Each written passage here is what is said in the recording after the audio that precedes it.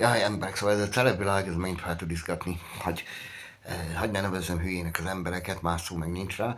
A lényeg az, hogy láttam most, hogy Kazak Tibor olyat mondott a Szabó Zsófinak, pontosan nem tudni, mert azt egy külön kommentbe lehetne megnyitni, az meg már túl fárasztó. A lényeg az valamit mondott neki, amitől mindenki lehidalt. Hát Kazak Tibor, te kritizálod azt a nőt, agyi képességei alapján. Míg te, tegyük fel, elveszett feleségül, és már mentek a nász éjszakára.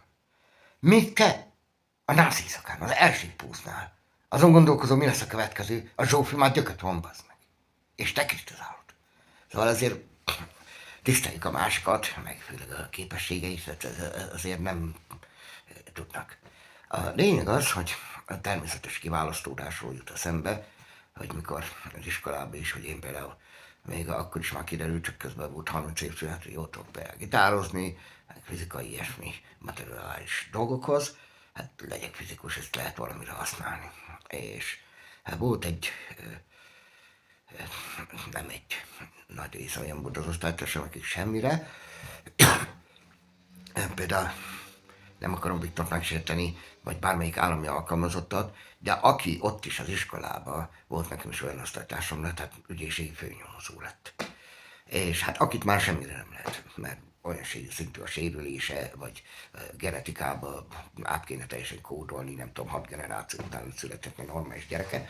A lényeg, hogy azok az államba kaptak helyet, mert azokat nem lehetne baseballütővel se rábeszélni, vállalkozót, vagy bárkit, egy Tesla céget, hogy alkalmazza, hát ők az állami szektorba kaptak. Aki már nagyon sérült volt, vagy kapzsi, vagy annyira ragadt a keze, az miniszterelnöki, köztársaság elnöki hasonló pozíció került. Aztán hát egyszer jártak úgy, hogy volt egy viszonylag normális köztársaság elnöke Magyarországnak, a kedves Katalin asszony, de ő is úgy került, valami tévedés folytán kerülhetett oda, mert se a koránál fogva, se az értelmi szintjénél fogva nem illette volna meg ez a pozíció, mert nem volt még annyira előre haladott állapotban, hogy oda kellett volna rakni, ezt nem egészen értettük, hamar el is került onnan, aztán hát többet ilyen tévedés nem fordult elő, a megfelelő pozícióra megfelelő emberek kerültek mindenhol, szóval. Folytatnám, mert sajnos sincs vége, hát szóval ez a politikai élet, ez rettenetes, akik szerepelnek benne, magyar pártok is, hát most magyar, próbál a magyar nép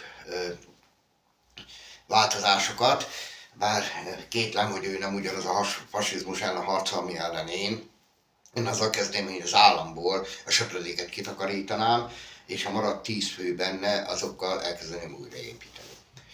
Viszont nem tűnik nekem úgy, hogy Magyar Péter állapot annyira előre haladott lenne, hogy indokolt lenne még most jelen pillanatban, bármikor messze lesz a választás, hogy miniszterelnök legyen. Hát Torockait meg egyszerűen nem értem.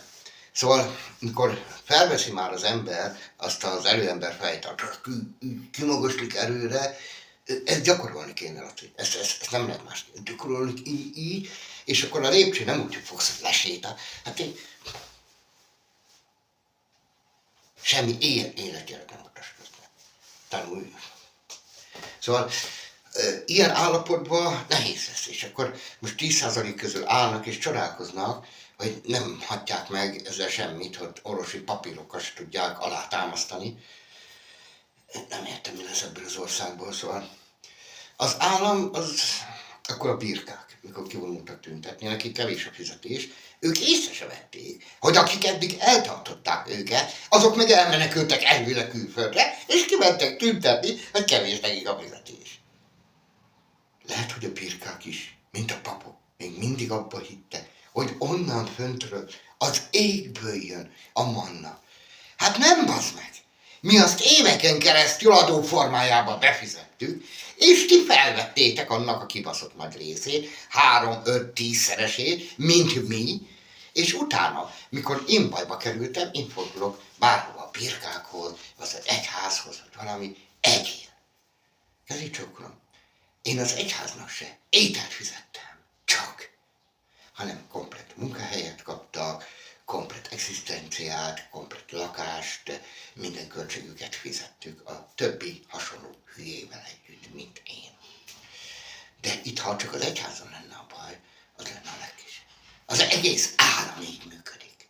Mert az, hogy én már az egyházhoz megyek, az előzménye, hogy az állam mindenki hülye. Szóval, kedves Magyar Péter, ha te változást akarsz, kedves Toroczkai László, aki valójában hisz is benne, hogy változást akar, tényleges változást akartok, akkor a tényleges fasizmus ellen harcoljatok. Ne egy álcadumával, hogy most kéne hatalom.